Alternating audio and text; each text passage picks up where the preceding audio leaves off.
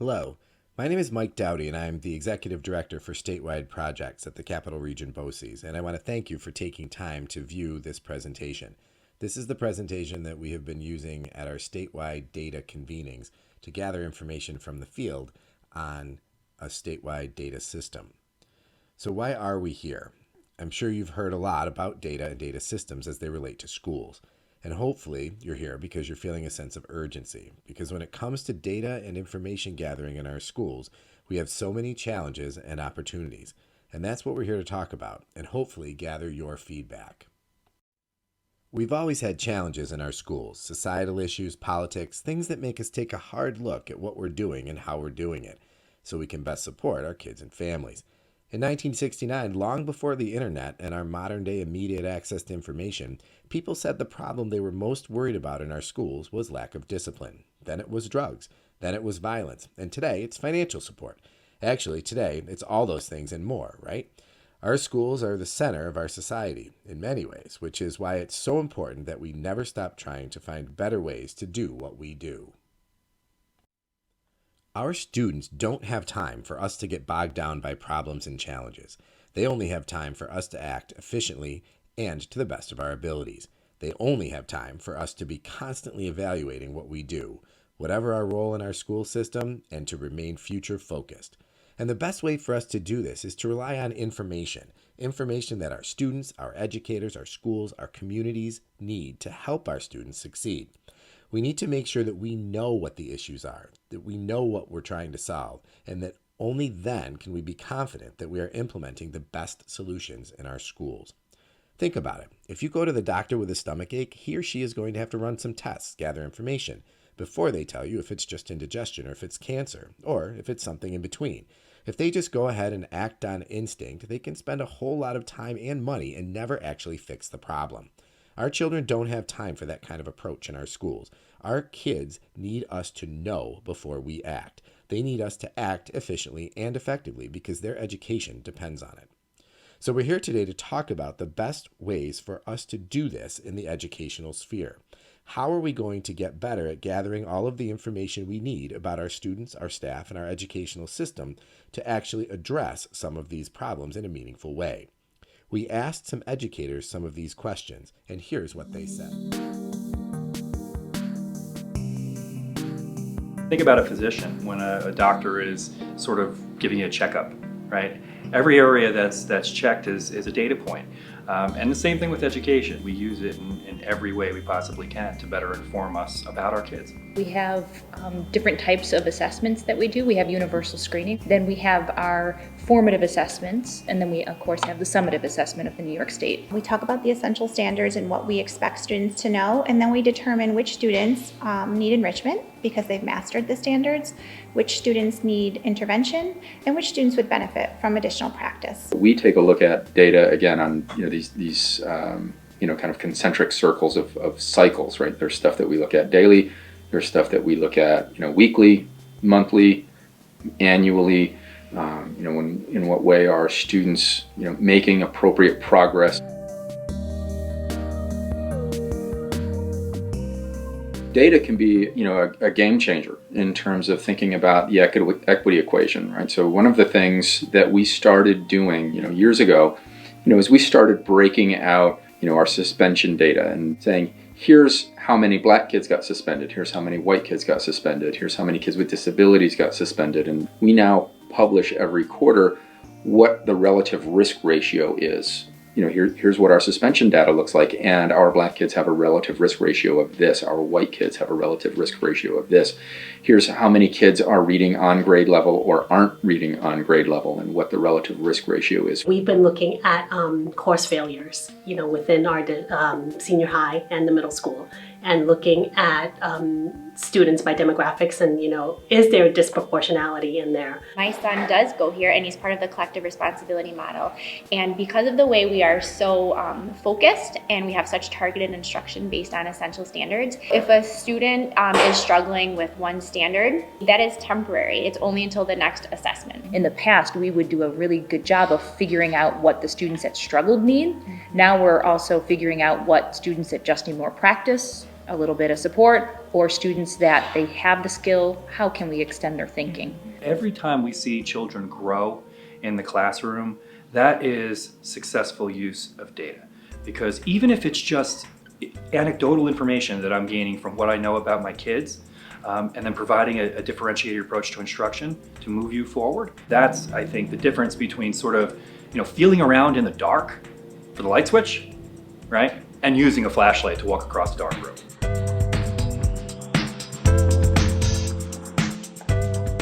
One of the, the real difficulties with, getting into data is that the more you know, the more you realize you don't know, right? And you start to have more and more questions, and you want to interrogate the data in different ways, and you want to interrogate it in ways that are far deeper than perhaps people anticipated when they first set up those systems. Looking at that data and saying, yeah, I didn't, maybe that's not, I don't teach that the best way. I noticed that you did an amazing job and you got your students to this level. I wasn't able to do that. What did you do?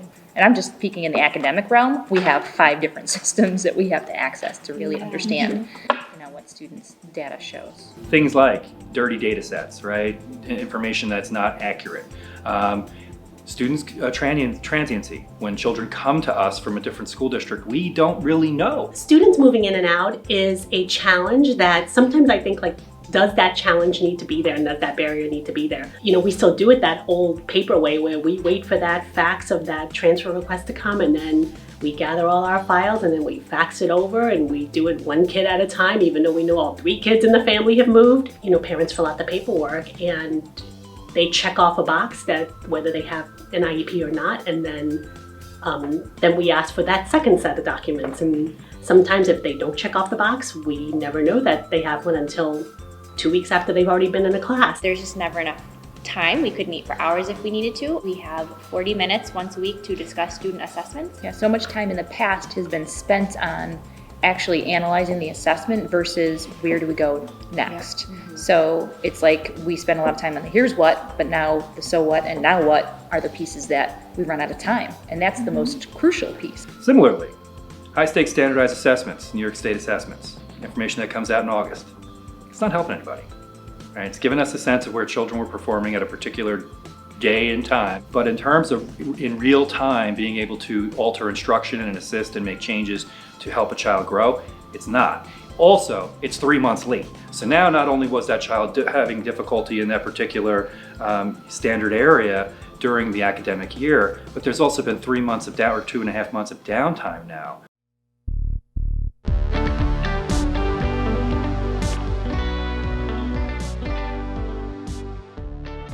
There is a lot more to life than English, language arts, and mathematics. They're very important, there's no doubt about it.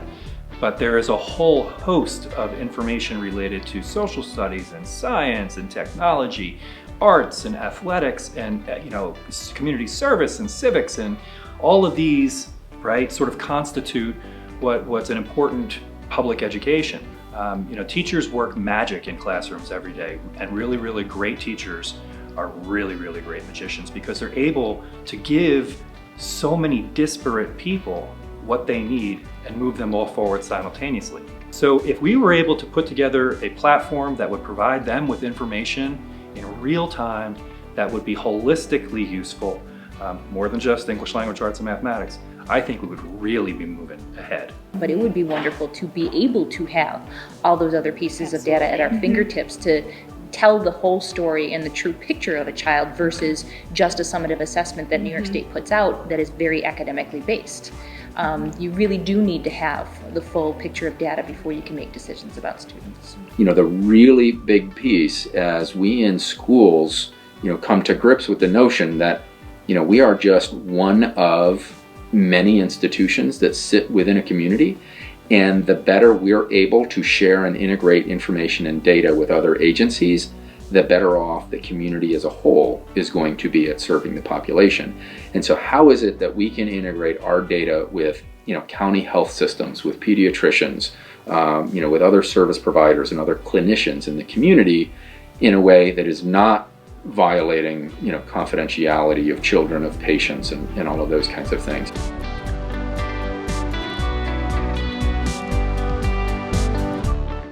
talking about data, what are we talking about? We're talking about information, and we all need information to do our jobs well, but it has to be the right information. Otherwise, we can spend a whole lot of time doing a lot of work that keeps us busy, but helps no one. We could spend a lot of time thinking we're treating cancer when we're dealing with indigestion. And we have to do all of this while worrying about privacy and security. Information gathering and use in our schools is a big deal. Don't we want to do it right?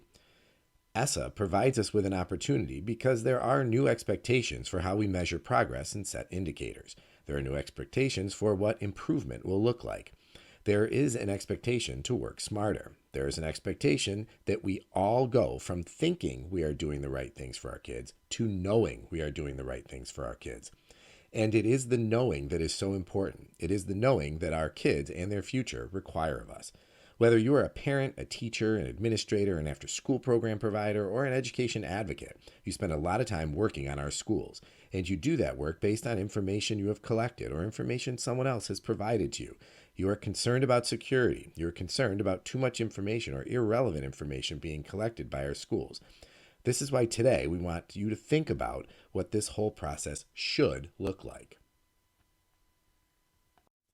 All of the BOCES in New York have banded together, and all 37 BOCES district superintendents are leading the charge to find ways to improve the ways we use information in our schools, so we, as educators, can improve our instructional practices. In order to do this, though, we have to start at the beginning. We have to better understand the challenges we face in gathering and using information.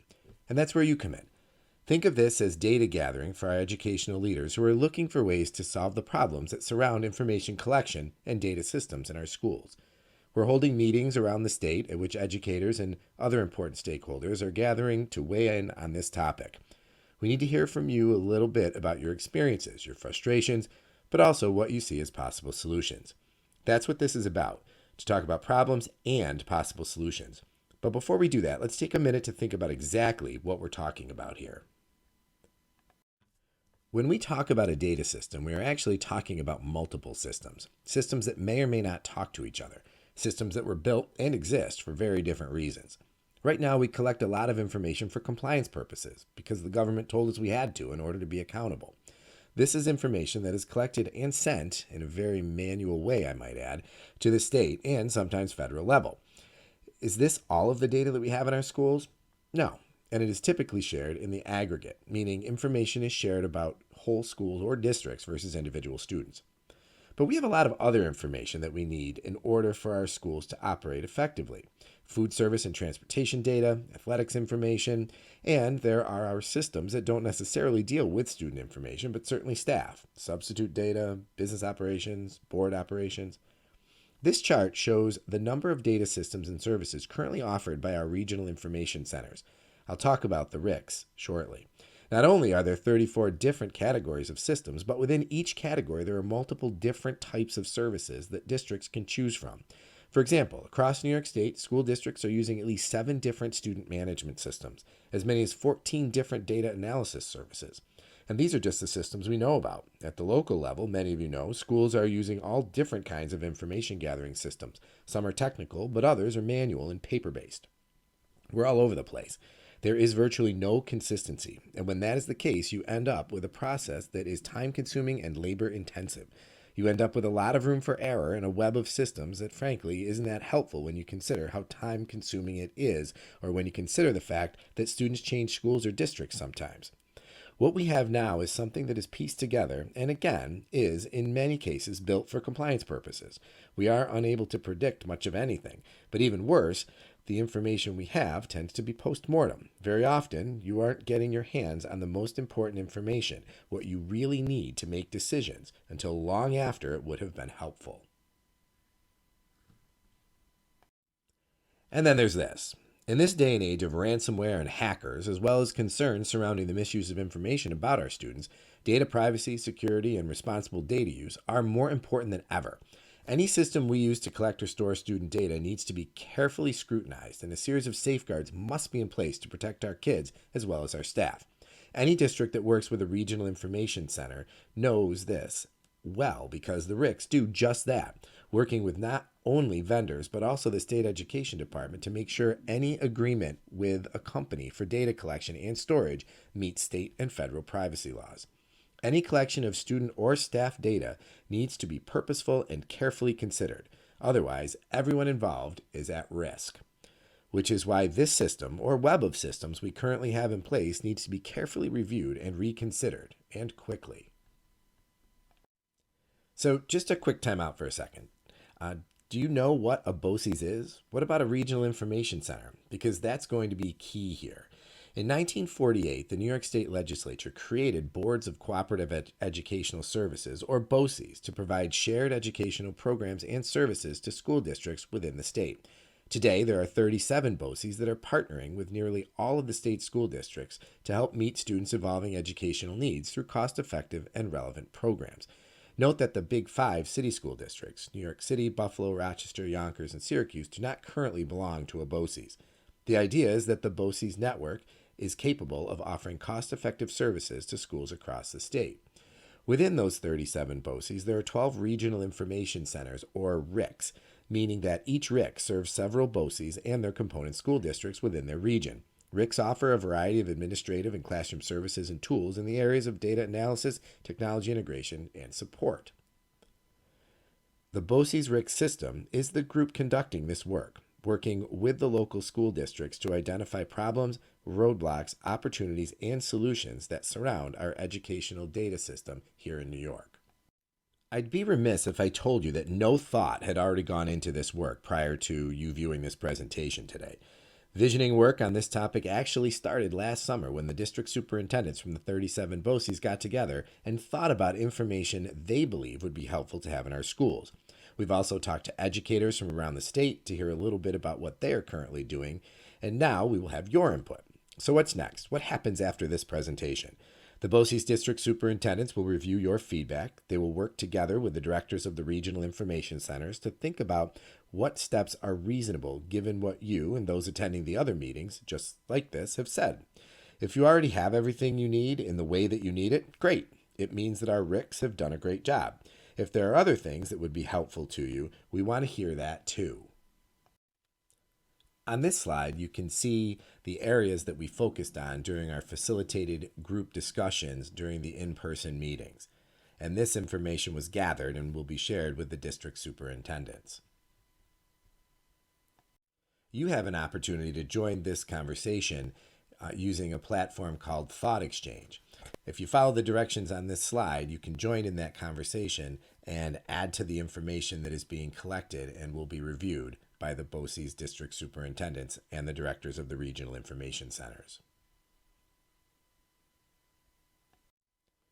Thank you for taking time to listen to this presentation, and it's important for you to know how much we appreciate the involvement of the entire field in supporting this work moving forward.